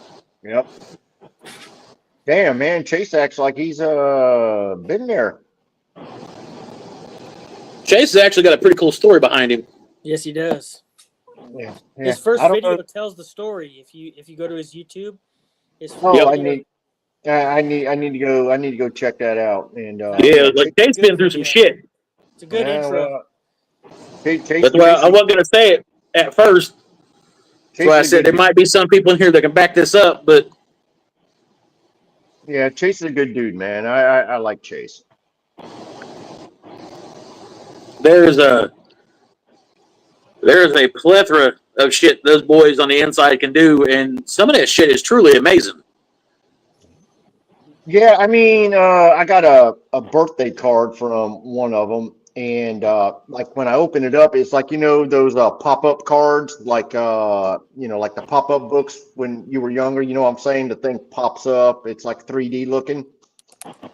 And I was like, oh man, that was cool. You know, it opened up, it said happy birthday and, you know, all that bullshit. And I was like, oh man, cool. You know, I thought they bought the motherfucker. No, they made it. I was like, how the fuck did you make that? You know, and they told me that they take, because you know how they're giving razors. Mike, you know this. They're giving razors and you know, whoever else. And they just literally cut that shit out by hand and whatnot. And I was like, good God Almighty, you're like Johnny Hallmark, man. Just wish to God you would have done that instead of whatever the fuck it was you did. But you know, and again, I don't judge, because you know, you two guys kind of know what I'm talking about, this individual. But it's just amazing that the creativity is, and it makes you think. You know, why weren't they like that outside? It's like once you get inside, you have nothing to do but think. And then you can either be incarcerated and let your brain die, or you can be incarcerated and your brain goes on, you know, overload to being creative. And you know, not to say I want anybody incarcerated, but it's just amazing at how inventive people can be.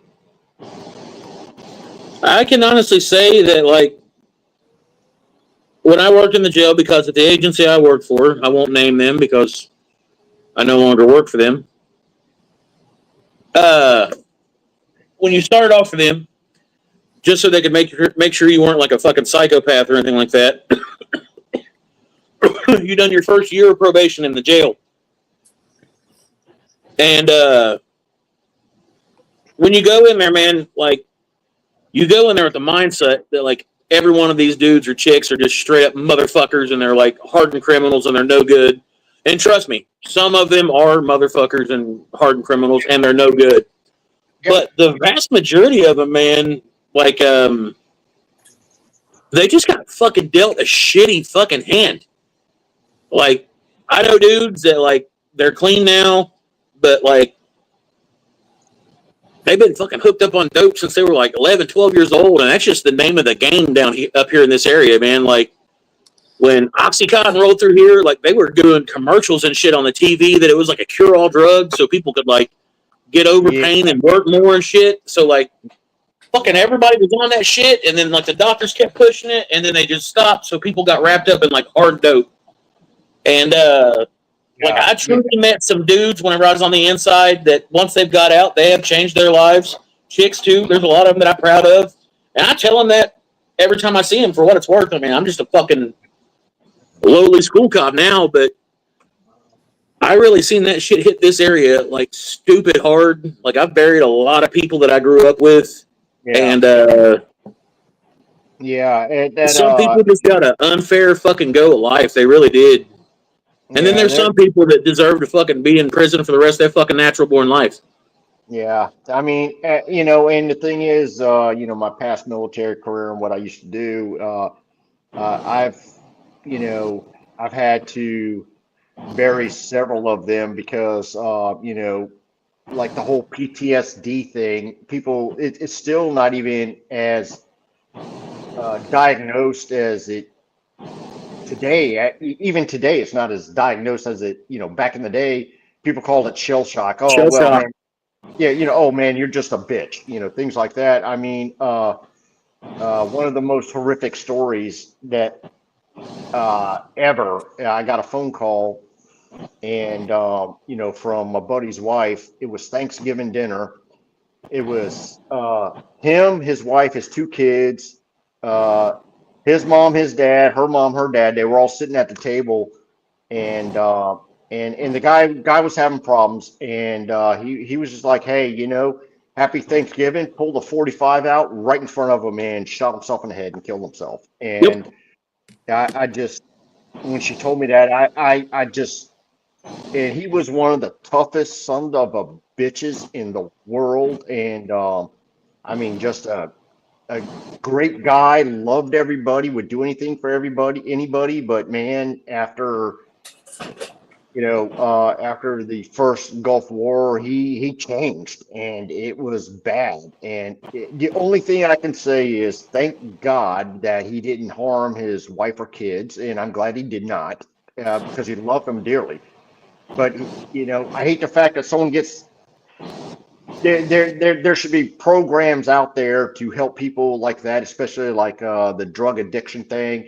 You know, send them to prison. Oh, that'll solve it. Let's send them to prison. You know, okay, well, you know, you get paid sending someone to prison, right? You know what you don't get paid for? Send them to a rehab facility. And now that'll be one if they can't get through that, and it's a tough thing when someone gets hit, you know, wrapped up in addictions or whatever. Then maybe the second or third time you send them, as long as they haven't harmed nobody. You know, DUIs. I know a guy that's had 5 DUIs. You know, thank the Lord he's never hurt nobody. Now, if he got into a car wreck and killed a family of 5, I'd be like, yeah, dude, life, as far as I'm concerned, because you didn't learn your lesson. But it's tough, and some people, I think if there was better programs out there to, hey, instead of sending them to prison, send them here. And then if they can't abide by that part there, then, you know, okay, then maybe, you know, jail might be the option. And I hate to say that because, you know, jail sucks, and it's not the inmates that's really suffering, man. The family too, you know, who keeps them alive with canteen, who keeps them, you know, entertained with books, magazines, things like that. It's a big burden on the family too. So, you know, but there are some people that, yes, you should never you should go to the Supermax and you should stay there, Unabomber, El Chapo, all these guys, those types. And that'll never be what I call rehabilitated. They're never going to be, so. I can honestly say that whenever I worked, I won't say that I never had scuffles with anybody, because there's just some people that, like Chase said, I mean, they're just asshats. But I, for the most part, had a generally good rapport with everybody. Like, unless you came off just as a douche right off the gate, and like you couldn't get with it, and you was just disrespectful to like everybody around you, dude, I treated you like we was on the street. You was in there. I had a job to do. I had to make sure that you stayed alive while I was there. That's what it was. Don't do anything stupid that's going to draw attention to yourself. Don't do anything that's going to hurt anybody else. Be present when meds and chows pass. Yeah. And then there's some guys that come in here, and honestly, a lot of them is newer generation, man, and they're just like, it's like a weird sense of entitlement or like a thug mindset. I don't know, but like those guys would go in there and they'd try these older guys that have been a product of the system since they were like 13, and they would just beat them senseless. And then I'd be like, I told you. Yeah. The today's youth, as I like to call them, with that sense of entitlement and stuff like that. You go in there with that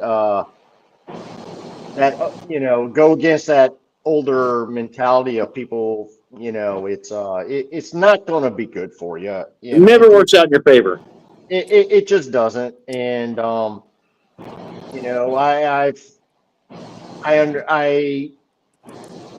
I've seen it.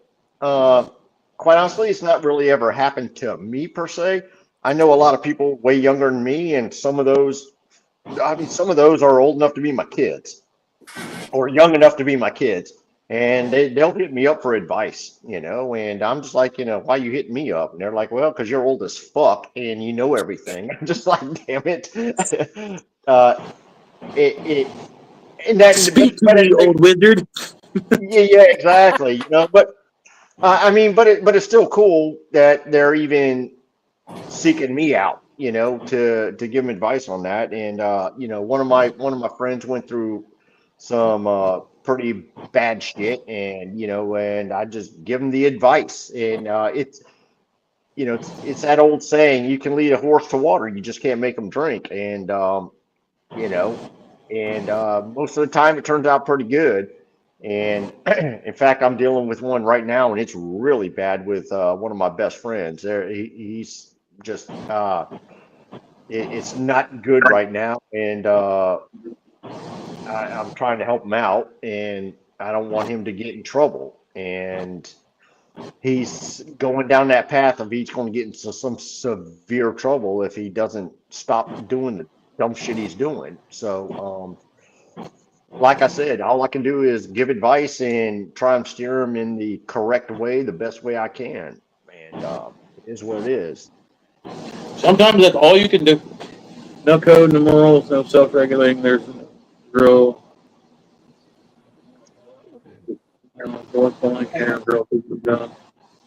Oh, yeah. No, I hear you on that one, Jay. No code. Barndo, you do a restoration video?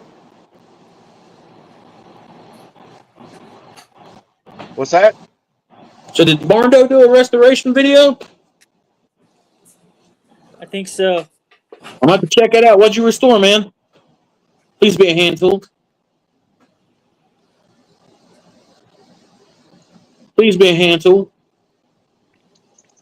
Oh, man, Mike, you're looking like you're getting a chubby over there, Bubba. Barndo, answer me, little buddy. A UNX? Oh, dude, it's hit as soon as I'm done here.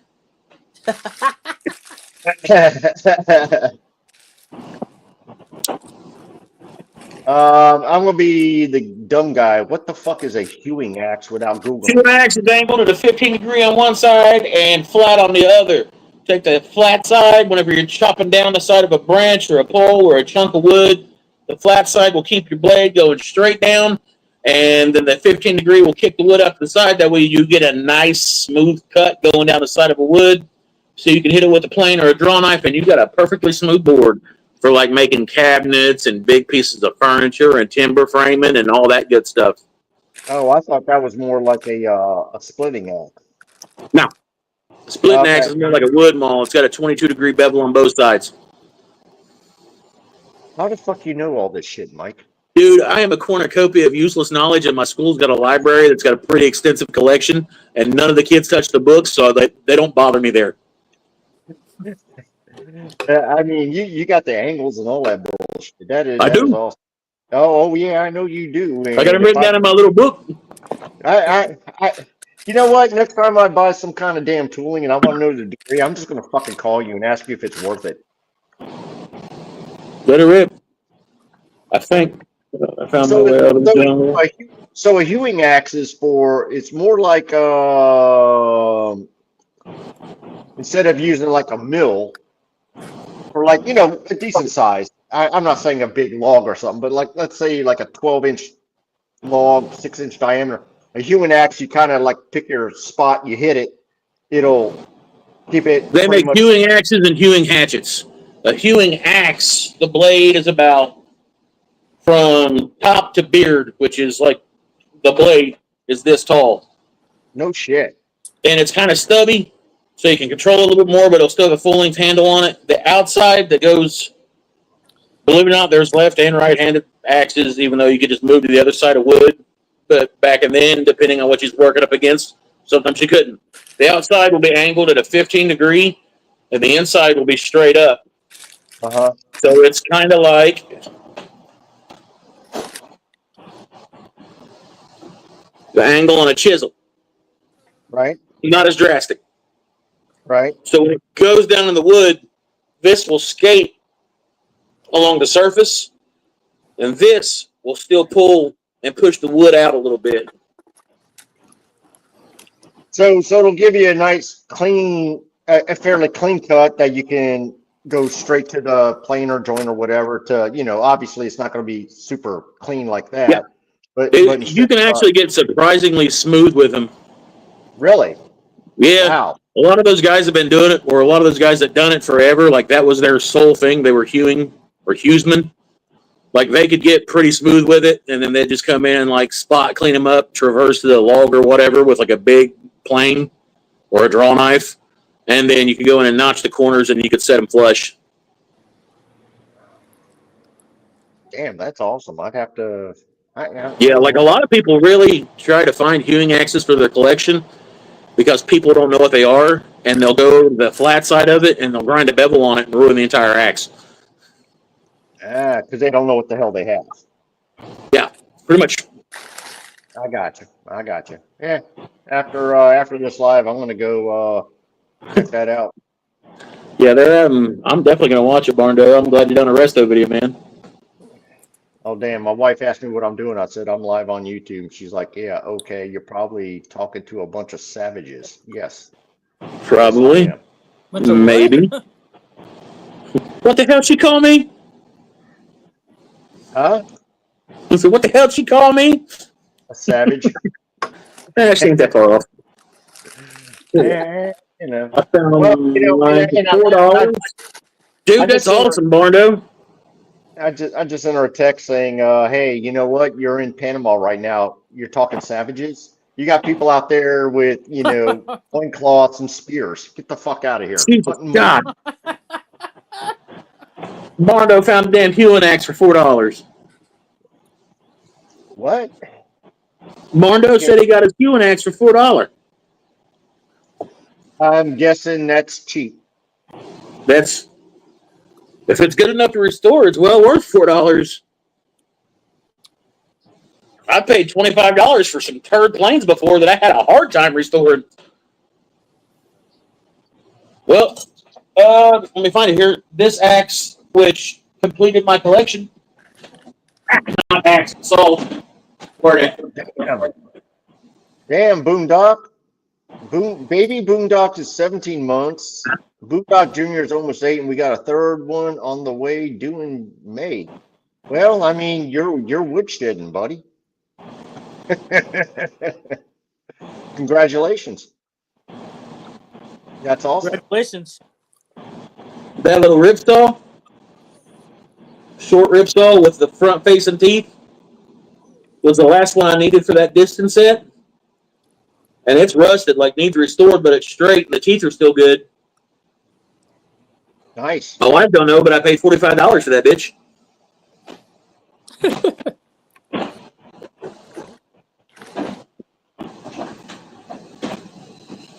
She probably knows now because I'd say she's in this live. Mike, I scored a hand crank drill, but I need some of the auger bits. So Mike, when you restore those things, you take a blade out of there, do your restoration. Do you make a new handle for them, or do you try and keep the I try to keep all the original there as much as I can. Now, on Ryan's, the one that belonged to his great grandfather, this one is like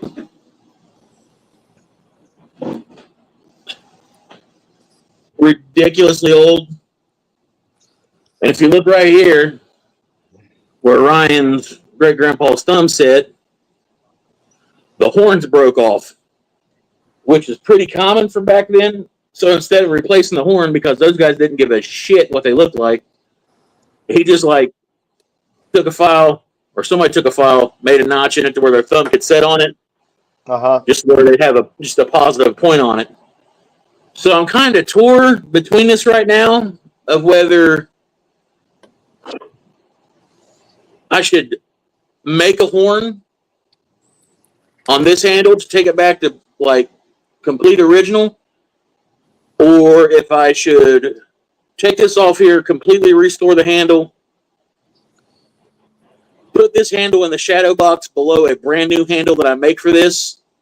That way, everything that, Ryan's great grandpa kind of like worked with and handled everything is still left on there untouched. The blade will be completely refinished, and I'll keep the old school super old Distant logo in there, and I'll redo the medallions. But okay, normally on these, I don't redo the handle unless it's really just ate up. Yeah. This one, I've got some time on it. But I have a question on that. Can you show me the handle again? Okay, that part where the thumb is, right? Yep, right above that, there's a notch. What is that notch for? That's a styling notch. They call them scallops. They call them clits. There's a bunch of different stuff they call them. But it has no function, or it does? No, just like the wood leaves, it's all decorative. I got you. Okay. They've done a lot of those, just like the curve on the bottom of this. Yeah. Decorative. The scroll work, all that's decorative. I got you. Okay.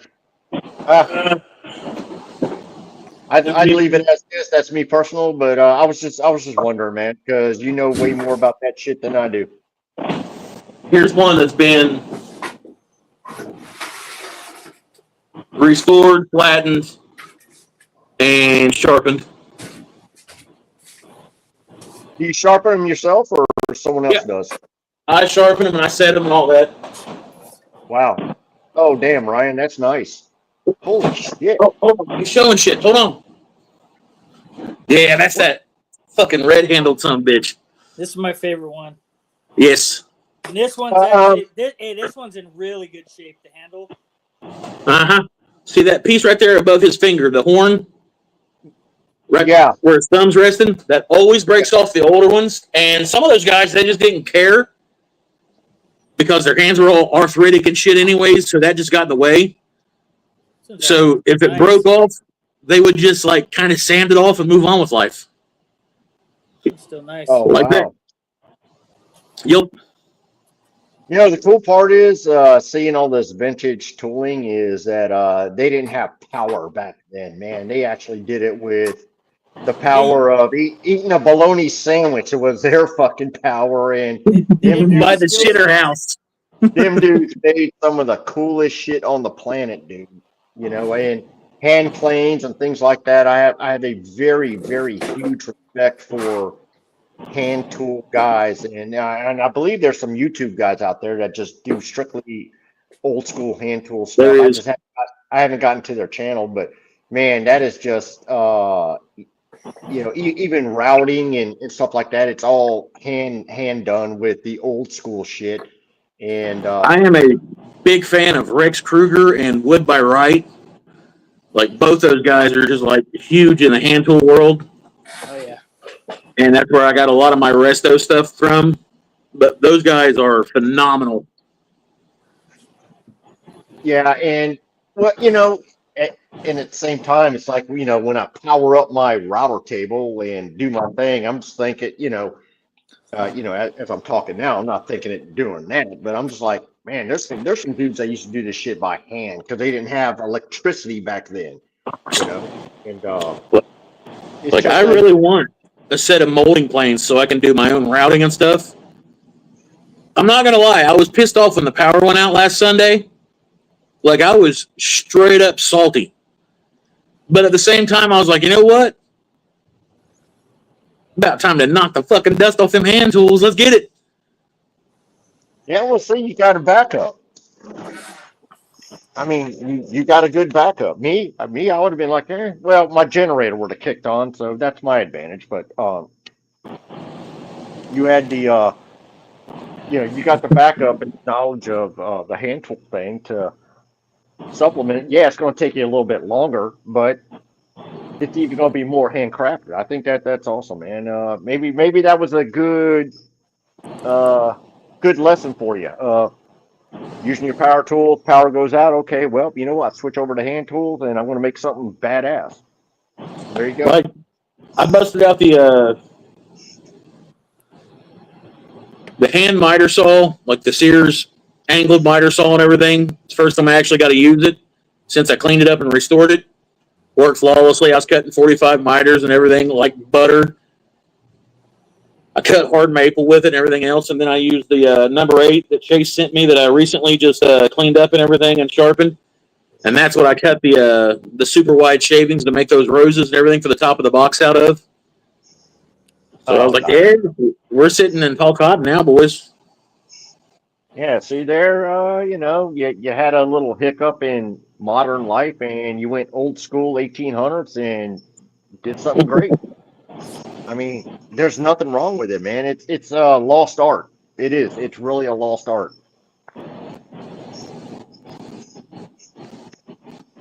I mean, that'd be a cool live too of you know, hey, go straight hand tool live on something. It ain't gotta be huge, just something small. And you know, it's like Daniel with his hand cut dovetails. You know, yeah, you can have a dovetail jig. You know, and you can zip them out in 10 minutes, or take 30, 40 minutes and do it by hand. And there's a big difference between the two. I assure you, it would not be a popular life. No, Because they probably not. fled from my shit like my shop was on fire. I went from 130 some people in the chat to 3 Yeah, in well, 12 I'd minutes. be, and I'm going to be honest, man. I'm the selfish guy. I would be the guy that's interested in it. Everybody else, yeah, probably not. So, you know, again, it's a respect of the craft is I get it. how I totally get it. you know, but uh, that's just me, man.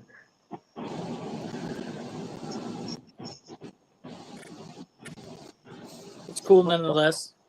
Oh, yeah. I mean, it wouldn't be the first time I've had to finish a project by hands. Yeah, But it is nice to know that I can still do it. oh yeah, very cool. Oh hell yeah, man!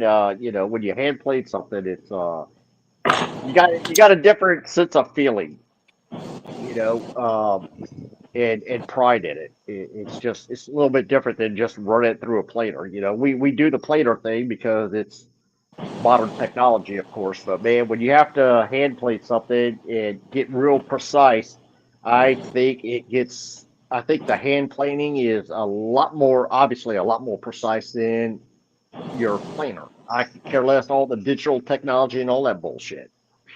CNCs and all, which is cool. I have no problem with that.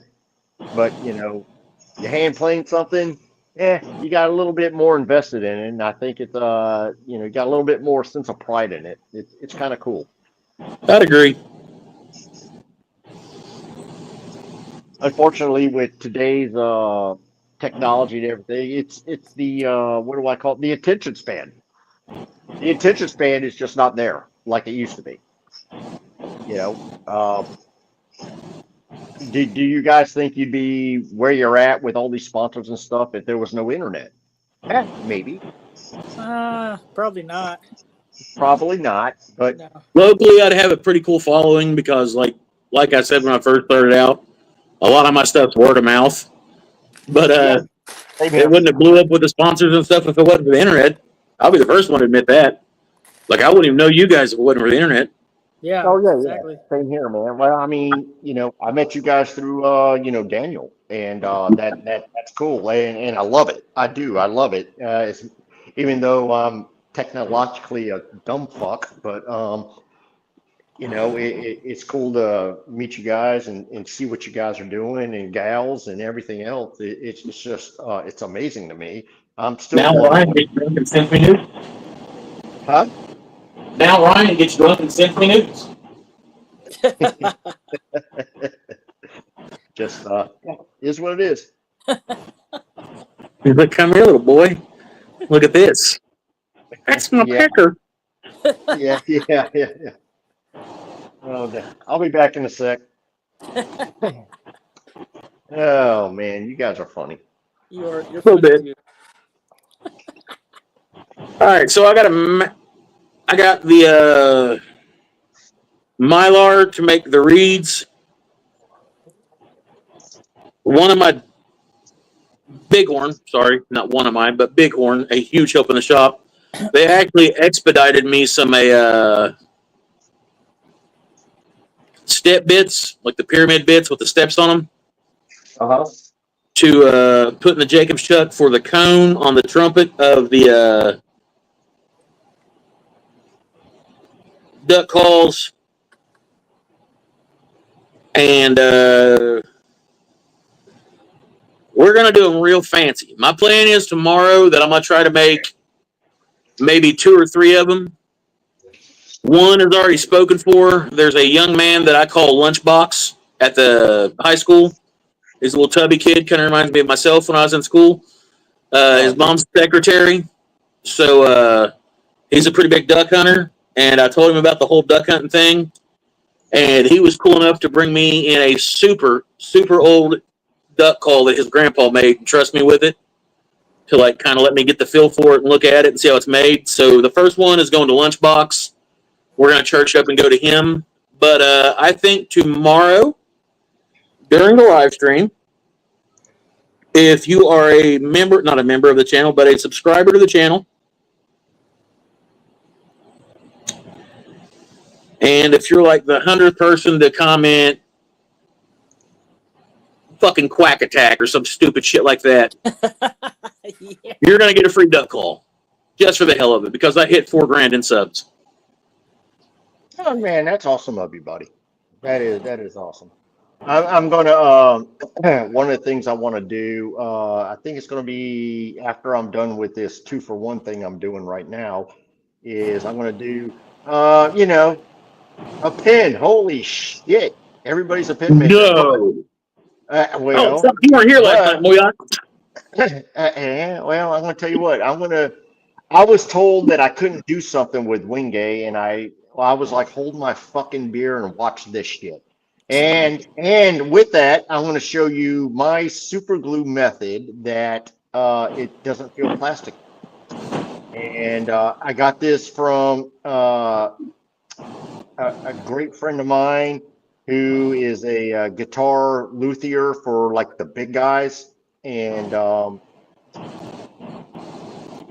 where you take super glue and you finish like the necks of guitars that it's so damn smooth, but it feels like wood. I want to share that method because, I love my guy, John. He passed away last year. And he would never share that secret with nobody, and he shared it with me, and I want to share it with you guys. And I think it's going to be really fucking cool. So that's going to be coming up in the next week or two. And because I see how people use super glue as a finish, I just don't like it because it's too plasticky for me. This method here, it's super glue finish, but you can still, it feels like you're holding a piece of wood, if that makes sense. So and I want to share that, especially with you guys, because you guys are just killing it. And it's just, hopefully it'll be another technique or arsenal in your tool bag, as I like to say, because I love to pass on.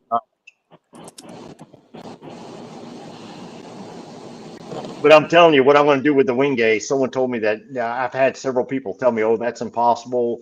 You got to buy this certain thing. And I'm like, oh, really? Well, that's $80. Let me show you what a $5 product will do.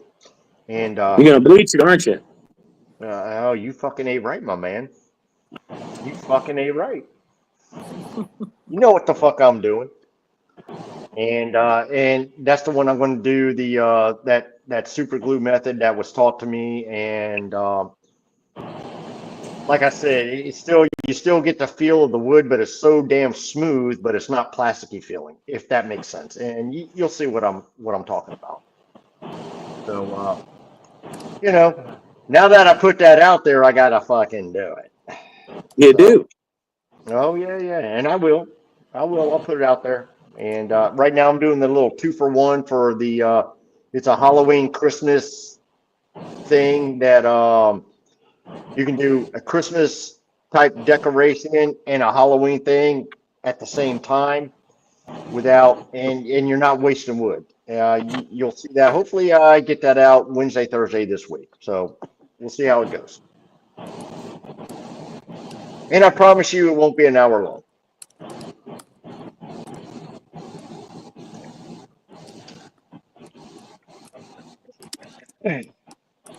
But I love what you guys are doing, man. It's you guys are killing it. Keep doing. I had to. What's that? No, I was reading Rocket's things. Keep doing lives and utilize short form videos.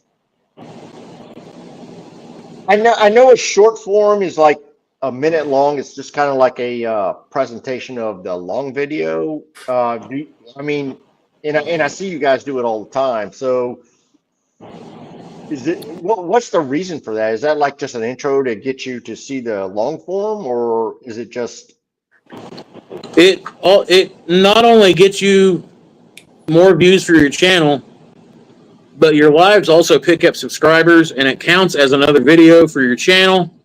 So it helps out with your algorithm and all that stuff like that. But if you look at your algorithm, you're going to see viewers that watch you through shorts, viewers that watch you through lives, and viewers that watch you through long form content. Like if you look at my algorithm or my analytics right now, the viewers that watch me through my lives is fucking astronomical. Then like the viewers that watch me through shorts is all right. And then the viewers that watch me through long form content is fucking non-existent and way out in left field picking sunflowers somewhere because I don't do long form content really. But if you got guys like David that does all three, Ryan that does all three, their stuff's way more balanced than mine, and they can explain that more than me. But I do it just because it's what my sponsors want. so? So if I can clarify, if you will, so there's two types of short form videos, right? The good thing about lives is you can pull content from the lives and utilize it for short form videos, which is something that a lot of people. Mike does as well, I think, right? What now? So when you have a live stream, you'll utilize the content from the live stream to do short form videos, and it really helps out. Now, that being said, you have two types of short form videos now that they've come out with this last year. I think it was the beginning of last year. So you have your 15-second short form videos, which really work out good and can really catch the eye of people because They can be 15 seconds or less, and you can run like a song, like a catchy song with them, right? So it really draws people in, and it's a good thing because you can use like panning and angles to draw people in, and you can use that to put the option for a related video, which will kick to like long form or like scheduled live or even like a 3-minute short form video. That being said, anything over 15 seconds is considered a short form video now. That's 3 minutes and from 16 seconds to 3 minutes. And that's another way to showcase if you're not comfortable doing long form content, to kind of get you in to doing long form content in a shorter aspect that still utilizes the short form, like, you know, way of doing it. You can't put a song on 16 seconds or longer. Well, it's kind of like what 2 minutes does, right? 2 minutes, Woodworks. He does a lot of what I call shorts. Well, if you're not comfortable, like, so say like someone's starting out, right? If you're not comfortable, which most people aren't, doing long videos, right? Stick with short form for a while. And I've told Michael Wilson this too. Like, you know that you're good. Build videos in these lives. These lives can, like on the lathe, you're good on the lathe. Do a live on the lathe, and that'll draw people in. And then do short form videos, like the shorter, and then the longer short form, and then that will gear you. If you really want to stay there, you can. But if you want to go into long form eventually, that'll help you out because you'll be used to like creating a shorter type video. If that makes sense. So it's kind of like a movie preview. You get a little preview, and then they're like, here's the preview, and then it's like, okay, go to the movie theater to go watch the long form movie. That's kind of how it is, right? That's right. That's right. Okay. That's Okay, right. So you can use like any type of music for 15 seconds and below, but when it goes above 15 seconds, you have to use like domain music, like YouTube's like set music list, not like copyright stuff. Well, I mean, I use my own music on my couple video. I mean, I only got like 1 or 2 in there anyway, but yeah. So just yeah, like I said, man, I'm talking to you guys. You're more experienced on that thing, which is cool. You know, the younger guys teaching the old man something to, you know, put Teach you something how to out. work your dip. Yeah, exactly. Well, teach me how to do videos, damn it, because I don't know. I mean, my damn nephews could. Oh my God, man, they're just. You know, I tell them, hey, man, my laptop's fucked up, and you know they're 12 years old, and they're like, oh, bring it over here, you know, Uncle Rich, and I bring it over there, and they fix it. I'm just like, what the hell did you do? And they're like, oh, this, and this. I'm like, yeah, give me a beer. You deleted your browser history, you dirty prick. Well, hey, man, I got them We're looking trained. at peanut butter gargoyles. Yeah, well, hey, man, I got them trained, and you know, $100 doesn't hurt, you know, so they can go spend it on Fortnite or whatever the hell it is they spend on. Fortnite. You know, no, it's just interesting. I actually just kind of love what you guys do, and just kind of curious how you go about things. Damn right. I'm glad you got to Orion. Yeah, we got a long day tomorrow. We'll go a little bit less than 5 minutes. Just kind of wrap Yeah, this thing yeah, up. yeah. I got a long day. I like the long lives, but man, we made a promise for tomorrow we got to keep.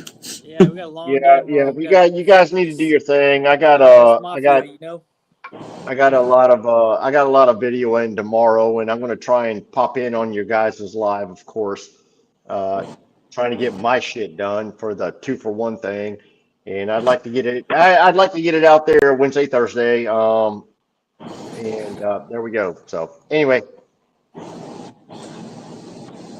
Looking forward to that. I am too. Yeah. So you guys, just so you know, tomorrow we're starting off our lives. I'm going to be starting them off 7 a.m. Pacific, 10 a.m. Eastern. And then right after me is going to be Mike, 10 a.m. Pacific, 1 p.m. Eastern. He's going to do a Sunday Spunday. And then after that, it's going to be Dave. I think he's probably going to be like 4 o'clock, right, Eastern? Yeah, it'll be like 4:30 because I usually go about 3.5 hours. Yeah, and the links are in the description, and then or you could go to each of our channels. Me and Mike have ours scheduled already, so just hit that notify bell and hang out with us tomorrow. It's going to be a long day of fun day of turning, and I'm going to be doing a bunch of stuff, and Mike's going to be doing some badass duck calls, and That's the plan. I'm sure Dave's got a bunch of stuff going on. But yeah, thank you everybody for joining us tonight. We'll see you tomorrow. Absolutely, Peace. guys. Love Do your y'all. thing. God bless. Fucking Do your thing. fine. Go kill it. Later.